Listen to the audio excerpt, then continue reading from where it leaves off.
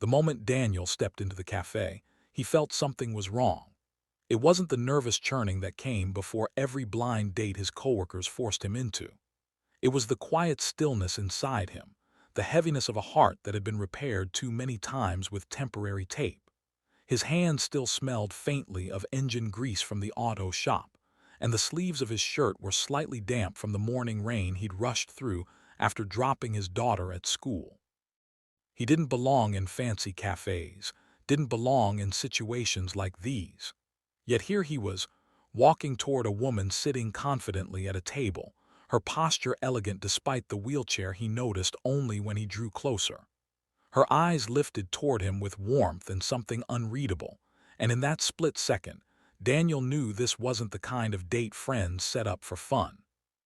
This was a setup, and he had been pushed into a moment that would no longer let him stay the same man he'd walked in as. If you believe in kindness, second chances, and stories that remind us how powerful compassion can be, don't forget to like, comment, share, and subscribe to Ripple of Kindness. Your support helps these stories reach more hearts. Daniel sat across from her, still unsure whether to smile or apologize. Her soft brown curls framed a face full of intelligence and calm strength. She introduced herself simply as Lily. Not Miss, not Ma'am, just Lily. Something about the way she carried herself made him feel she wasn't someone to pity. He sensed she wouldn't want that anyway, but the uncertainty still gnawed at him. To him, the wheelchair wasn't the issue. He'd raised a daughter alone since she was barely 2 weeks old, and he'd learned that struggles didn't make a person weaker, they shaped their courage. What unsettled him was the fear that she had been dragged into this against her will too, another victim of his coworkers, misguided attempts to fix his lonely life. As the minutes passed, Daniel tried to relax, but each time he attempted conversation, his mind flickered to the thought of what people must think seeing a tired mechanic on a date with a woman who looked like she belonged on magazine covers. Yet Lily never seemed to judge him. She listened, really listened, when he spoke about his daughter Emma, her school projects, and her dreams of becoming an artist. Lily's eyes sparkled in those moments, revealing a longing he couldn't yet understand. She shared little about herself, offering bits of her story like small leaves floating atop a deep lake. An accident years ago, a long recovery, a company she worked with but never specified her role. She didn't brag or flaunt anything. Instead, she spoke with the quiet voice of someone who had rebuilt themselves from ashes no one else had seen. Days turned into weeks, and suddenly Daniel found himself visiting the cafe not out of obligation, but because the space felt different when Lily was there. She made him laugh without trying. She saw past the calloused hands, the dark circles, the worn clothes, and somehow managed to pull him gently out of the fog he'd walked in for years. For the first time since Emma's mother left, Daniel felt the stirring of something he had nearly given up on, hope. Still, there were questions that brewed in the silent corners of his heart. Why did she avoid discussing her job? Why did she hesitate sometimes, as though guarding a part of herself? And why did he always feel like she was looking at him as if she knew far more than she let on? Life had a way of testing things just when they started blooming. One stormy evening, Emma fell sick at school and Daniel had to rush her to the hospital. He was frantic, exhausted, and terrified. As he paced the hallway, he saw Lily gliding through the entrance, calm, composed, and greeted respectfully by staff. He didn't understand it. She approached him quietly, resting a gentle hand near his elbow, grounding him like an anchor in a wild ocean.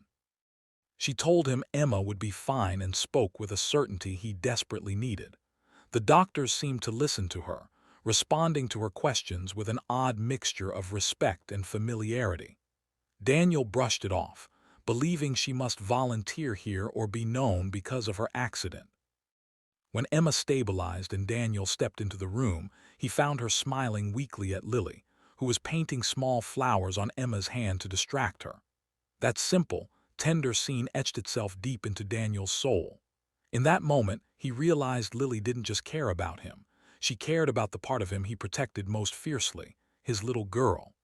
Emma adored her instantly, the way children sense gentle hearts long before adults do.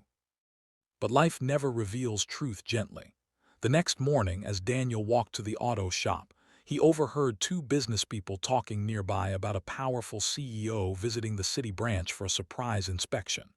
They mentioned her name, Lillian Hart, and Daniel froze mid-step. His coffee slipped from his hand, splattering onto the pavement. Lillian Hart. Lily. The woman he'd been meeting in a casual cafe for weeks. The woman who sat across from him in a wheelchair, dressed humbly, speaking modestly, hiding an empire behind her quiet laugh. Shock crashed over him like a wave, leaving him drenched in disbelief. Had she been testing him, judging him, playing a role?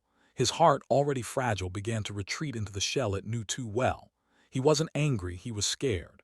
Scared that he had been living a dream and would wake up to the reality that someone like her didn't belong anywhere near someone like him. With trembling hands, he texted her, asking if they could talk. She responded instantly, telling him she was on her way. They met again, same cafe, same table, but everything felt painfully different. Daniel sat stiffly, unable to look at her. Lily arrived, her expression filled with both worry and acceptance, as if she'd always known this day would come. Without hesitation, she admitted the truth. She was the CEO. She had kept it quiet not to deceive him, but because she wanted one part of her life where she wasn't treated as a title, a position, or a symbol of success. She wanted to be seen simply as a woman. But Daniel felt small, like the world had tilted, reminding him of every time he'd been abandoned, overlooked, or made to feel not enough. He left before she could finish, apologizing more to himself than to her. He walked home alone, the cold wind slicing through the thin armor he wore. That night, Emma asked where Lily was, why she hadn't come by to bring the paint she promised. Daniel couldn't answer. He just tucked her in and stared at the ceiling long after she'd fallen asleep. Days passed. Lily didn't call, not out of anger but out of respect for his silence. But the emptiness grew louder each day. Daniel realized he'd let fear dictate his heart again, building walls where bridges should have stood. He missed her laugh, her strength, her honesty. And beneath it all, he missed the way she made him believe he deserved more than a life of survival. One afternoon, Emma stormed into the auto shop holding a small gift bag and a note addressed to Daniel. She found Lily near the park, sitting alone, and Lily had given it to her quietly. Inside was a tiny wooden music box hand-carved with delicate flowers. It played a soft melody that somehow felt like Lily's voice, calming, warm, and patient. The note simply read, "The world judged me by the chair I sit in. I didn't want you to judge me by the power I hold, but I understand. I'll always wish you both the kind of happiness you gave me, even if briefly." Daniel closed his eyes, his heart breaking in the most honest way. He knew he couldn't lose her, not to pride, not to fear, not to the walls he'd built around himself. That evening, after picking up Emma, he did something he never imagined he'd dare to do. He went to Lily's office. The massive building felt intimidating, gleaming like a monument of everything he was. But he walked through the doors, Emma's small hand squeezing his for courage. The receptionist recognized Lily's name the moment he asked, and soon he was taken to a spacious floor with glass walls and soft lighting. There Lily sat behind a large desk, reviewing documents, her expression focused yet tired. When she saw Daniel and Emma, her breath caught, and for a moment her confident CEO presence cracked, revealing the same Lily he'd met in the cafe. Daniel walked up to her, speaking not with rehearsed lines but with the trembling honesty of a man who'd run from happiness for too long. He apologized, not for being scared, but for letting fear steal something precious. He told her he didn't care about titles, power, or money. He cared about the woman who painted flowers on his daughter's hand, the woman who rebuilt her life with courage, the woman who met him with kindness when the world had given him none. Lily's eyes filled with tears, quiet and real. Emma hugged her tightly, calling her Miss Lily in the softest voice. In that room, far from the cafe where they had first sat as strangers, a family began to form, not through perfection but through honesty, vulnerability, and the courage to choose love even when it felt impossible. Lily stepped out from behind her desk, wheeled closer, and rested her hand over Daniel. In that simple touch, The walls between them finally fell. If this story touched your heart, please like, share, comment, and subscribe to Ripple of Kindness. Your support helps spread compassion and hope to others who need it. Before we end, please comment below. Do you believe true love sees beyond appearances and circumstances?